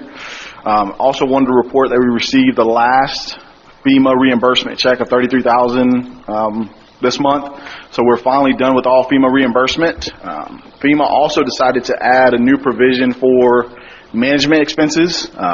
It was a really cumbersome process before to try and track, management costs. It's easier for Mike, who's in the field, to track his costs and how much time he spent, but for myself and Tanya and all our involvement, it was really a hard process to document and track. So FEMA created a new policy where it's just a flat percentage of the total claims. So we're expecting another $19,000 check from FEMA in addition to all our other claims. So that's a nice addition. But year to date, we received, I got the number here. From FEMA, it was $354,000 from FEMA that we reimbursed, and we're 100% caught up now on all our projects. So just wanted to give that update on those two items. Good morning. Just a few quick updates to let you guys know about some of the holiday events that we're going to be hosting as a district again this year. So this one's not necessarily holiday related, but starting Monday we'll be doing the coffee and conversations meetings that we do at the Island View restaurant again. That will run starting on Monday until March the 30th. And we actually are completely booked for that with the exception of one date. So that was really good news. The outside community, the Highlands County community, has really had a big interest in coming in to speak to residents. So that is great. One event that we will continue this year that we started last year was the Christmas Light Challenge, where we encourage residents to put up their Christmas lights outside of their house, and then there's no charge for them to compete in the contest. We send around a panel of judges on December the 19th, and we have some gift cards for prizes for the folks that win those contests. One that we will be adding this year, this is a new event, it's Pictures with Santa Paws is what we're kind of calling it. So it's going to take place actually in the dog park. and it's just going to be a photo opportunity for residents to bring their pets to get a photo with Santa in a little staged area. This is going to be something that we use as a fundraiser for the Sebring Angels, which is an organization here locally that rehomes pets, that does pet rescues. So there will be a small fee for a digital photo for those residents that come and participate that they can take and download. But the funds then will be donated to Sebring Angels. They will also have a couple of animals here that are adoptable, so hopefully we'll be able to help them out there with that. One update for personnel in the Recreation Department. Kelly Banks, who you're probably familiar with, who is a customer service representative at the district office, is going to be transferring down to Recreation as the Supervisor of Recreation Events starting on December 9th. So we're excited to have Kelly as part of our team down in Recreation starting in December. I have a couple of questions for you. You knew I would. I know. Situation with the real estate agents on the website that help me out. Have we reached out to? I know no real estate agent has contacted us. Is that correct? That's true. Have we reached out to any of them? Because I don't know how they even know about this. Not yet. No, we have not yet. I'm going to reach out. Yes, absolutely. So we do have it listed on the website, as you said. So if someone was interested, it does say on there something to the effect of if you're interested in listing your business or whatever. And it's got my contact information, so then they can reach out to me personally and we can discuss the rates and such that were adopted at the last meeting that I was not present for. You plan to contact each of them individually? Yeah, I mean, that would be easy. We have a list of them for Highlands County, so that for brokers, that's not a problem. I doubt you're going to get any response until you reach out to people. Yeah, that's not a problem. We have a list of brokers. That brings me to my second point. I Googled Sun and Lake this morning. Okay. And our website can't be found. Visit sunandlake.com. Nowhere to be found. Like for the search engine, like in the search engine? On Google, pulled up Google and hit Sun and Lake. Okay. And I got the district, I got the restaurant, got a couple other things, but I didn't get visit sunandlake.com. Okay. That's a problem. Sure. I will, it's the first time I've heard of that, so I can follow up with Susan and see. I mean, I don't know how you get it on. Let's just do it right now. This is it right here. This is our new landing page, visit sunandlake.com. I'm saying, but if you pull it, hit Google and just put Sun and Lake and get the She just button. did. You don't get that. I did. She just did that. He was saying, I think he's saying that he did an Put down there Sun and Lake. Just put Sun and Lake. Let me follow up with Susan at WDM because I'm sure that. Sun and Lake Sebring, and you don't get it. And most people who are going to inquire about Sun and Lake are going to put in just what I did. Yeah, absolutely. That's not a problem. I can follow up with them. I'm sure it's something just to do with the SEO. I don't know if it's because it's a brand new website, so it's. I don't know how it works. Yeah, I don't either. See, it's not there. Yep, I can definitely follow up with Susan about that and inquire. Yeah, how we can move it up in for SEO purposes. That's not a problem. And then the last point I'll bring up is I would still like to see it. You gave me. I did get some information on billboards and digital advertising. But I still would like to see how we're spending our money. I still don't understand it. Like, you gave me the package on all the ads that have been prepared, et cetera, et cetera. Well, where are they going to go and when are they going to go and what is the cost? That is in the media plan summary that I believe that because we've discussed before and it shows like each month. Where? It shows the month, but it doesn't show where the billboard is. It doesn't show like where anything's going. The billboard locations, is that what you're... you're... send you that map. We do have the map now of the billboard locations. Yeah, the map of the billboards, I got that. Yeah, I know. You had requested it, but I haven't sent it to the other board members. You had requested it recently, but we have, how many locations on that map? Is there 7 or 8? There were 1, 2, 3, 4. I didn't realize. I never put that in. So we have received that, 7. so I will send that to you. We have 7 locations between I-4 and 27 and Sun and Lake entrance. Mm-hmm. Okay. And then down south, a little south on 98. I'd like to know the information. And then one more south. I'm sorry, one more time? I'd like the information on the print. On the print ads, where the print ads will go? Yeah, that's not a problem. I haven't seen that yet, so I'm assuming that's still in the purchase negotiation stage for media. So I'll follow up with Susan and see, but my understanding is that they will be sending us a list, just like they did with the billboard locations. They'll be sending us something with that once that's finalized, so that's no problem. Okay, thank you. The folders, I was just checking with her. Oh, We have a folder and some print materials for you. So inside of those folders, actually the folders are new, the envelopes are new, and then there's a marketing lookbook, if you will, and I have a brief description in there that I wrote up, like a little memo kind of giving you an idea of what's in there. So if you have any questions, please feel free to see me. No, I'm sorry. It's in a... I understand that. I'm saying, is there any... Oh. Tanya, are you covering? We can just cover it real quick. Okay. I was approached by News Channel 8, WFLA, with regards to a weather cam location. It was a proposal for a weather cam location here within the district. So the weather cams are actually installed. They're put up and installed by WFLA or whoever. I'm sure they contract someone, an engineer to come out and have that installed. What that does is when you're watching the morning news and they say, let's check in at Sun and Lake of Sebring and see what the weather is like in Sebring, kind of a thing. It's a permanent camera that is installed here that they can use to do kind of a live update on the weather. It was obviously something that sounded interesting, so I asked for a proposal, which is what you see. There was a pretty significant cost that was associated that came in with that proposal. So with this, Tanya and I just wanted to just let you see it. We didn't want to have it sitting on my desk and collecting dust. We at least wanted to put it before you. So this is a $78,000 a year cost for a camera. We don't have the budget for this type of a cost, but we just wanted to let you know that Channel 8 did approach us. There are no other weather cameras in this county for Channel 8. So anyway, we just wanted to show you that. This would occasionally be on their broadcasts and permanently on their website. Is that the idea? So we get some exposure.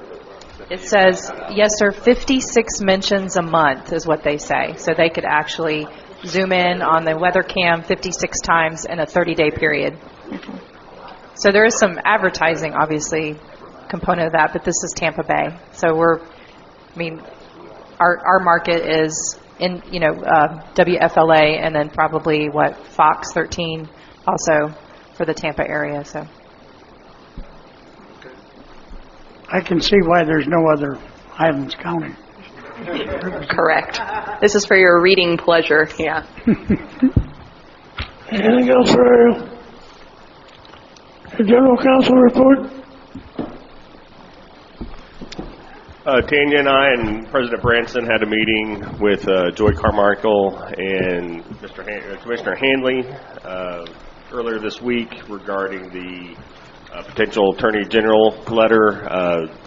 Ms. Carmichael basically said that she had gone back and done some looking into the way stuff was done in the past when a bunch of the revisions were made to how we do our elections. And so what I've done is Chrissy has sent me the information regarding that. I'm going to go back and research how that was done, and if we can put together a proposal showing that when we made the changes to the way the Board of Supervisors was comprised and how we do our elections, because we don't do 1 acre, 1 vote here. We do $1, 1 vote. Every dollar of assessment you pay is considered a vote that you're entitled to cast. That we did that. That was done for the purpose of making everybody basically on equal footing. The large landowners have more votes because they own more land. And so Ms. Carmichael said if we can show the legal reasoning that allowed those changes, we may be able to make the changes that we're wishing to make now that basically diverge from statute without having to go to the Attorney General. So I'm going to do that research and then get back to her and see if we can make the changes that we want to make without having to get an Attorney General opinion. That's our going from 3 to 5? Correct. I already talked to you about having talked to the Sheriff's Department attorney. We talked to Mr. Capco of Lewis, Longman, Walker. That was yesterday. We had that conversation. He is going to have the letter to us. He's guaranteed now the letter will be to us by the end of next week, no later than November 22nd, hopefully sooner. There was some last-minute research that he was wanting to tie into, and we asked him to also confirm the statute of limitations date on that fifth third note, so that we know for certain, and it'll be in the opinion letter as to when we don't have to worry about that anymore, the statute of limitations ending period. So he's going to put that in the letter as well. And I think our plan is to take that letter to McDermott Davis, our auditor, and see if that letter will be sufficient for them to remove that $10 million liability off our books.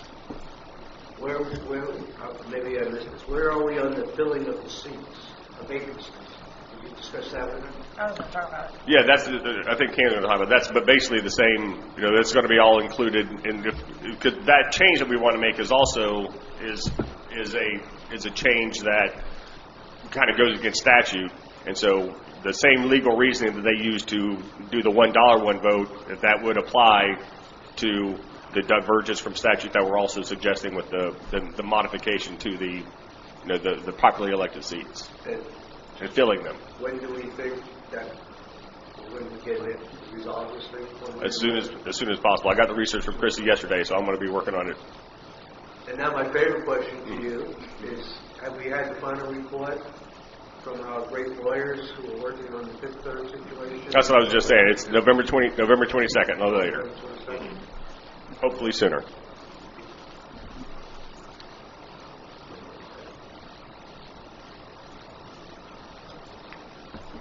General Manager's report.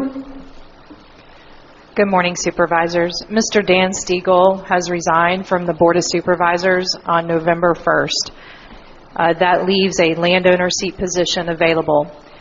The options the board has, the board has an option to appoint a landowner, or they can wait till the next election process, which would be January 24th. But you can also, the way the ordinance reads is that you can appoint someone now, and then either way, there has to be an election. So there will be 2 landowner seats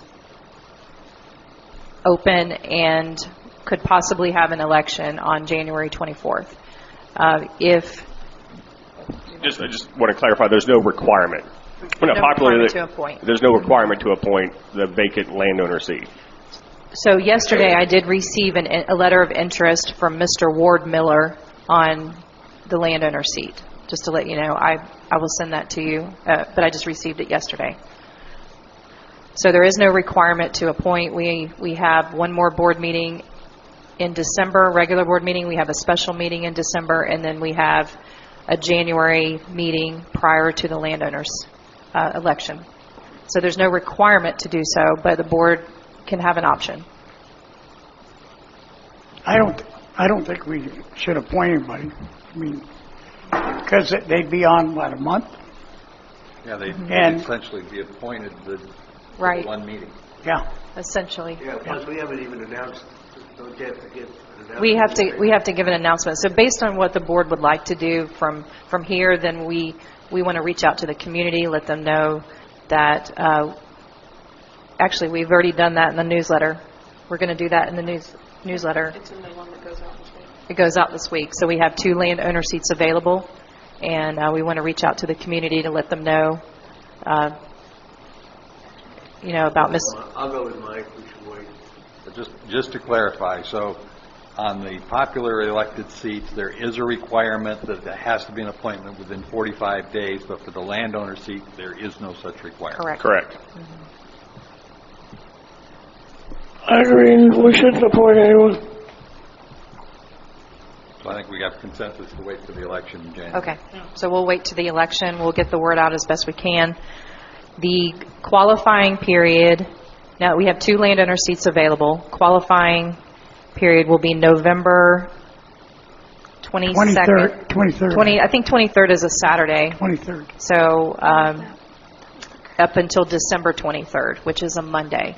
So the requirements for that is anyone who is interested, submit a letter of interest to me and you also, I would like for them to indicate which seat you would like an interest in. Mr. Gilpin's seat stands at 4 years. Mr. Stan Stiegel's seat is a 2-year remainder of his term. So anybody who is interested, I would like for them to indicate which seat they're interested in. So just so everybody knows that there'll be 2 seats up for election, one a 4-year term and one a 2-year term. Correct. So Yep. the voting for the seats then will be for individual seats, 2-year or 4-year. It's not going to be an election and the top 2 move in. No, that didn't make sense at all.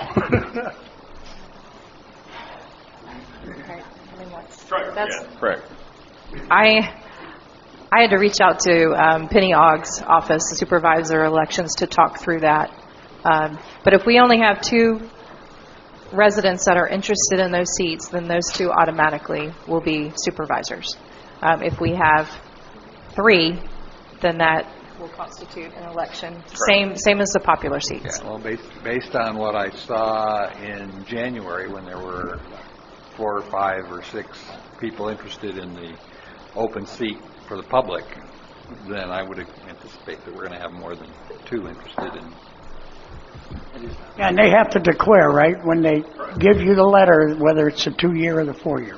Yes. So I will reach out to Mr. Ward Miller and let him know that he will need to make that declaration, yes.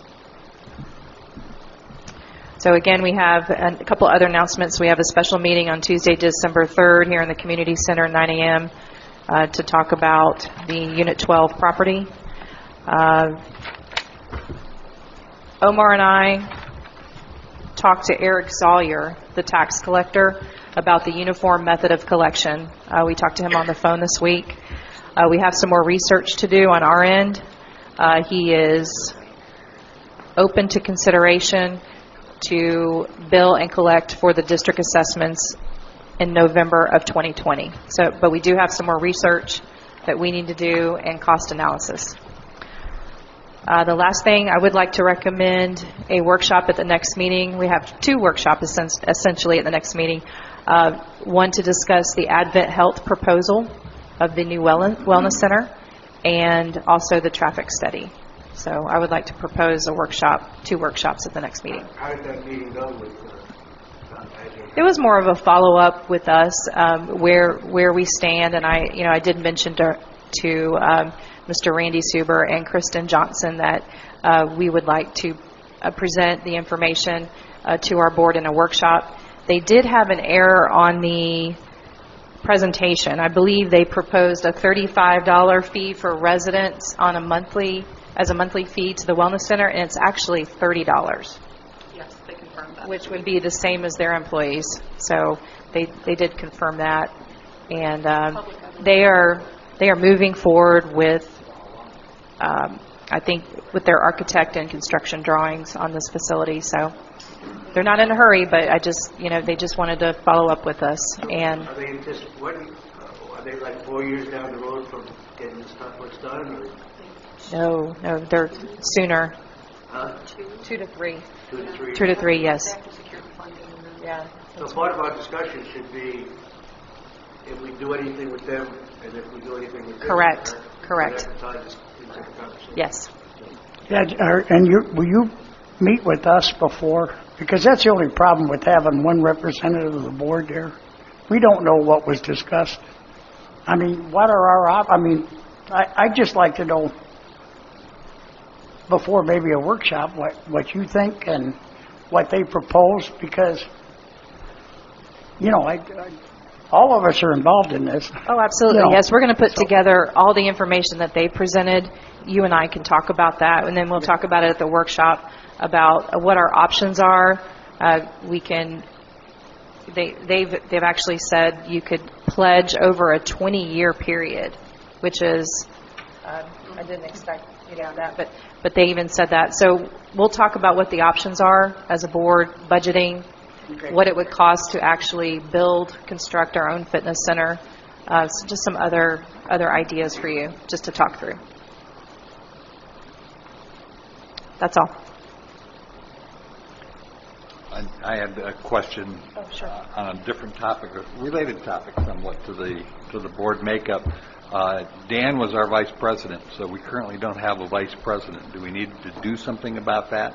I mean, we didn't have a vice president, so right now we have a president. I am so glad you reminded me. I talked with Chrissy and I had talked about that, and I didn't think to talk with Joe regarding that. So it would be advised to go ahead and assign or vote. Make a motion on a vote of the vice president. You just wants to volunteer or make a motion to appoint somebody. We can do that. You can do that right now. And we technically do that every year after the landowner meeting. What we do is we open the meeting, regular meeting. Then we open to the landowners meeting, and then we reconvene back to the district board meeting, and that's where we actually appoint our president and vice president. But the vice president would only be up until that meeting. Is that correct? Okay. Do we traditionally have any kind of a rotational version of that? No, it's, if you're vice president, doesn't automatically make you president. So can they make a motion? Yeah, if somebody wants to make a motion, or if someone wants to volunteer to who's going to be vice president.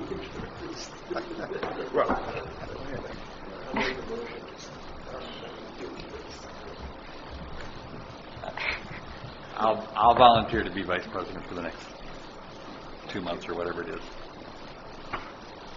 Any objections? No. I didn't know there was a volunteer thing to do. Yes. Who's out the same? Okay. Okay. It's stranger all the time. Unfinished business. None. New business. None. Committee reports. None. Public comment.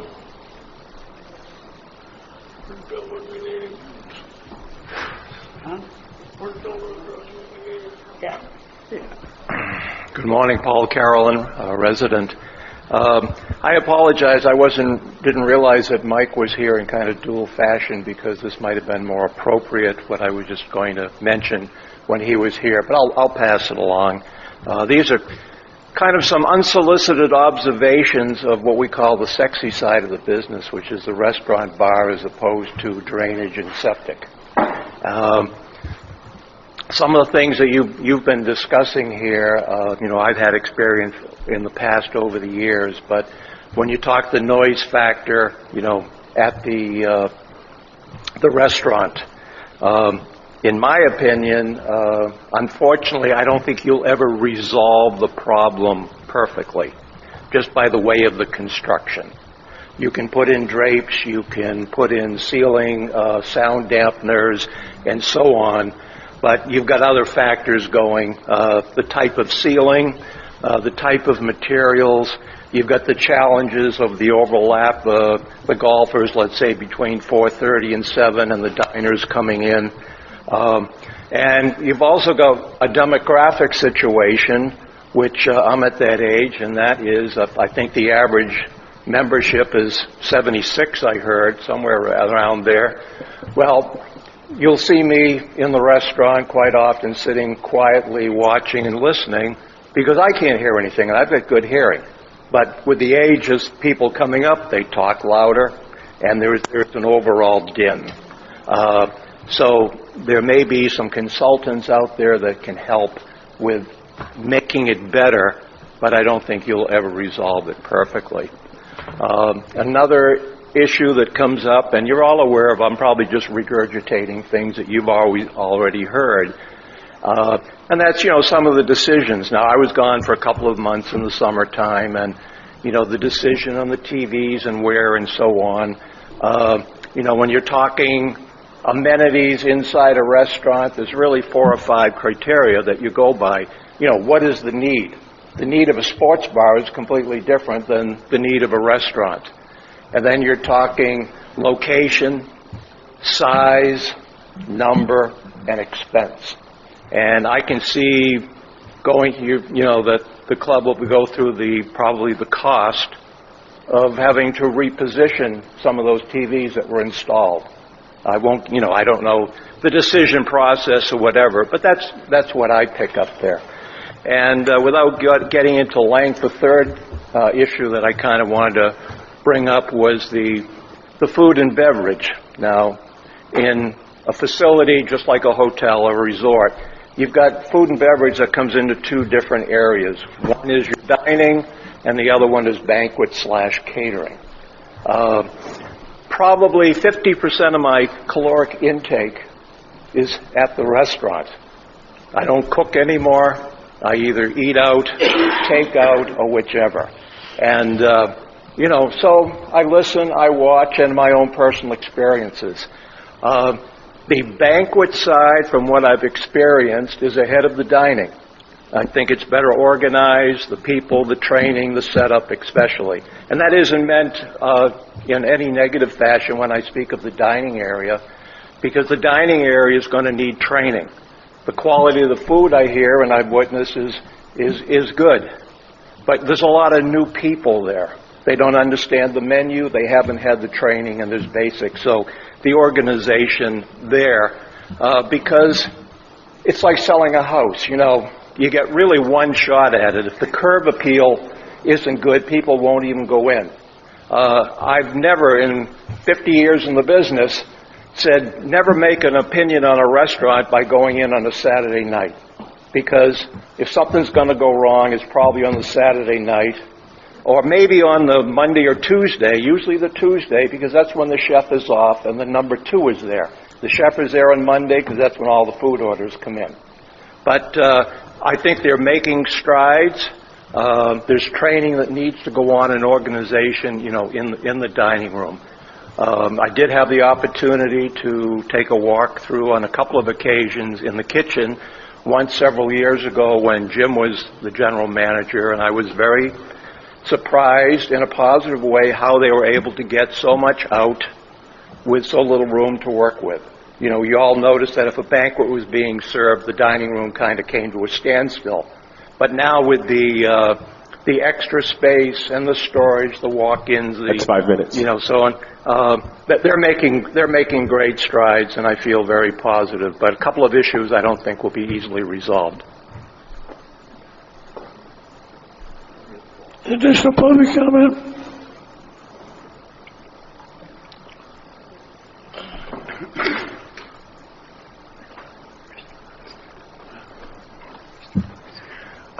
Larry Bertetto. I have a question about, and it's been bothering me since the Advent Health made their presentation. It's a nonprofit organization which takes in billions. They want us to donate money for them to build.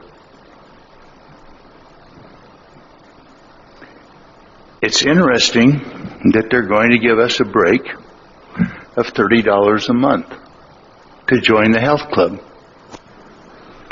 Majority of people in Sun and Lake are retired. They have various insurance plans, and many of those insurance plans include an item called silver sneakers.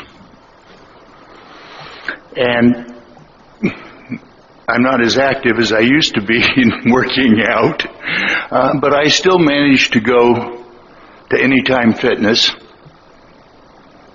3 to 4 days a week and try to get some exercise. I pay nothing for it. And yet, Advent Health is going to charge me $30 to go there. I don't know what the benefit is, and I think we should really look hard as to how this is going to benefit Sun and Lake. How many people are they going to bring in?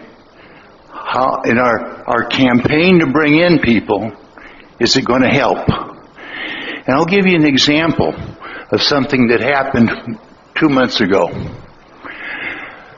My wife I received a call from a gentleman that she'd graduated from high school with, who was here 2 years ago. And he wanted to come to Sun and Lake if my wife could direct him. He was thinking about purchasing or coming here, renting, and possibility of buying, because he's been here this will be the second time the gentleman's been here. So I went to the internet, and I looked, and it said it had a name of a company that promotes Sun and Lake. I made that phone call, and the gentleman told me, we don't do that anymore.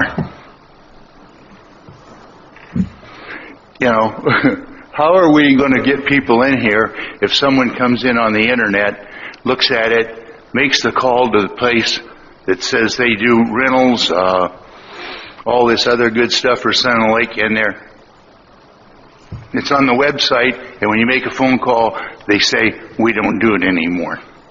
So I think we need to make a good hard look at that as how we're going to get these people in here. It just makes I did make a couple phone calls to the office and or to the golf committee or whatever you call it over there, and basically got nothing other than the fact that Andy called and said, well, why don't you have the guy buy a membership? You know, that doesn't solve him. That doesn't solve it. So that's really not good. You know, I don't mean to be complaining. I'm just telling you what is out there. And we're not getting it done. You know, what is our plan? Where do we have professional people to come in here and get people to come in here? If you look in my neighborhood, we got houses going up for sale that people want to move out of here. That's not good, folks. That's all I have. Thank you for listening to me.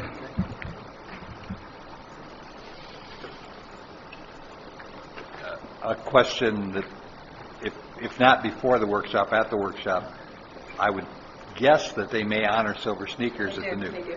They do. They've confirmed that. Yes, sir.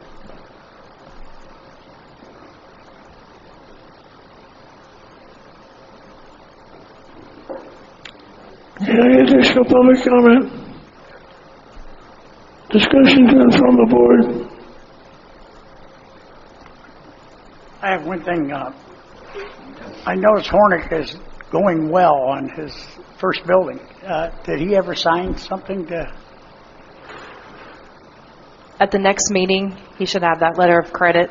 Okay. Is that what you mean for the? Yeah. Well, I just haven't heard. He was going to be here, and then he canceled, and now it's another meeting later. And right. We should have that agreement and that letter of credit for the next meeting. Yes, sir.